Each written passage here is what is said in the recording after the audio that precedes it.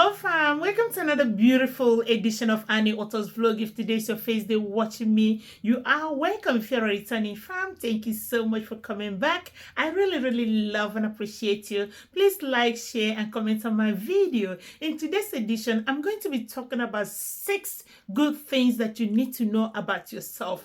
6 questions that you need to ask yourself, you need to validate, and this will help you to strive better in life. So my number 1, find out what makes you happy, makes you giggle, that makes you merry, that keep you excited, so passionate, enjoy the company of, or having around, or eating, or doing. What is very crucial to find out what nurtures your spirit, your mental and emotional being. What is it that improves your quality of life? You know, that's what it is that makes you happy. Number 2, what are your core values? What is it that you believe in, the ideas, your principles, the value you have in your life? You feel like, okay, things have to be this way for you to accept it or to deal with it. Or what are your deal breakers? Those things that give critical value and direction to your life. You know, core values are exactly those things that are like your lens that you reflect on,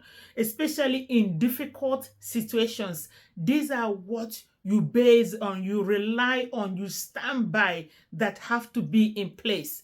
Number 3, how do you respond to stress? Every one of us have faced stressful events in one time or the other, especially this time around. It might be financial, emotional, spiritual, family things, you know.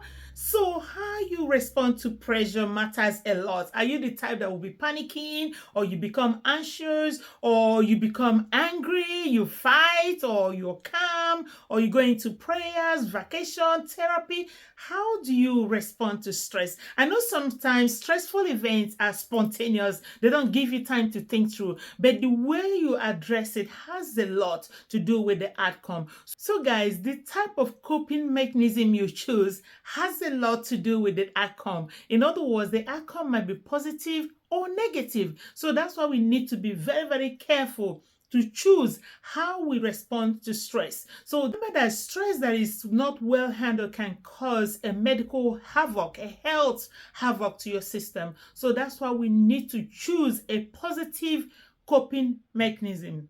Be sure that you choose a functional mechanism over dysfunctional mechanism. Number 4, know your personality type. Who are you? What's your personality like? Are you introvert or extrovert? So introvert are those people that are quiet, calm. They prefer being on their own or one-on-one. They don't like crowd. They don't like talking too much. They are always into themselves, but they know what they're doing, but they don't like to discuss. They don't like crowd. They don't like everybody into their business, okay? These are the introverts. Is that the type of person you are? Another type of personality are the extroverts. These are social butterflies. Wherever you see life, that's where they are. They talk too much. They always want to be the center of attraction. They have this large personality. These people are always all over. They like crowd. They like people being into their business, and they like being into other people's business. You know, if people are not around them, they are not talking to people, attention is not given to them, it's a problem. These are the extroverts. Again, sometimes we can control this and turn it down a little bit. At the same time, the introverts can also turn it up a little bit and meet at the middle. So know the type of personality you have and how to handle it so that you don't step into other people's business that you're not invited into or cause problem for other people. Those that are introverts also know when to speak, when to discuss, when to share your burden, when to seek alternative. Don't just lock down everything. So whatever personality you have, know it and know it well, because this will help you into adjusting to a better way of livelihood. Number 5, know your strengths and your weaknesses. What is your strength like? What is your weakness like? You know, this means, what do you know about your talent, your ability, your positive qualities? You know, what makes you excel in life? What are you good at doing? You know, all these things are things you need to know about yourself. What can you do successfully to achieve a better livelihood? So these are your strengths. Why your weaknesses are things that you're not good at. So if you know you are not good at business, why are you going into it? If you know you're not good working under people like in the offices, you might choose a different type of job, okay?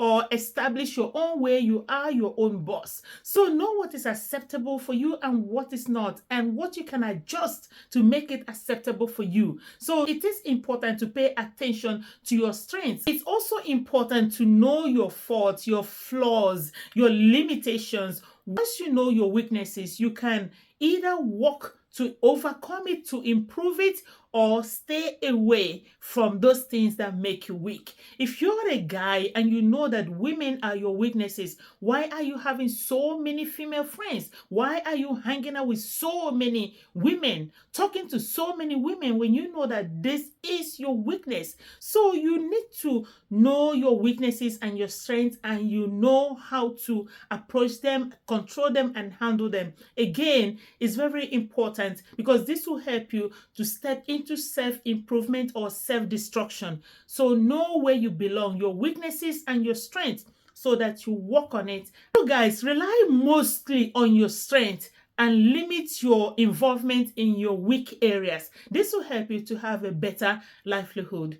Number 6, know who is important in your life and who is not, okay? So you need to know why people are in your life. Why is this person so fond of me? Are they there for real? Are they genuine? Is there for benefit? Or they're there to destroy you? Or they're there in your life as spy? They want to know more about you, so that they can go and tell the story that will destroy you. Or they're there to put fire in your family. Or maybe to learn what you're doing and know how to destroy you, okay?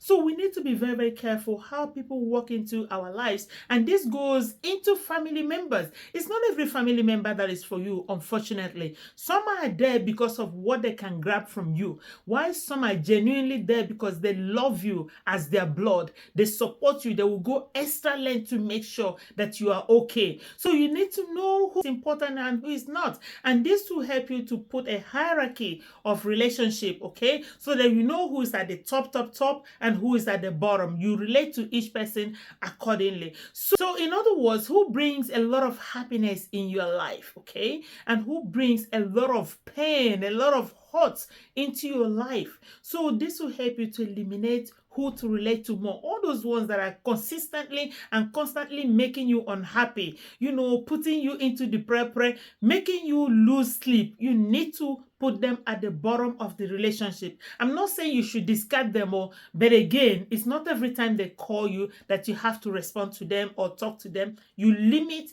how you relate to those type of people. These days, people might not be exactly who you think they are. They might be there for a reason and a season. So we need to be careful with such people. So these are the 6 things we need to ask ourselves. We need to know about ourselves, because this will help us to channel our lifestyle and relationship better in this life. Things are happening every day, crazily everywhere. So we need to be very, very careful and examine ourselves very, very closely. These are all that I need to say in this video clip. I hope you love it. In other words, do not forget to like, share, and comment on my video. And your girl, Annie Otta, I love you. Mwah. Stay safe. Bye, guys.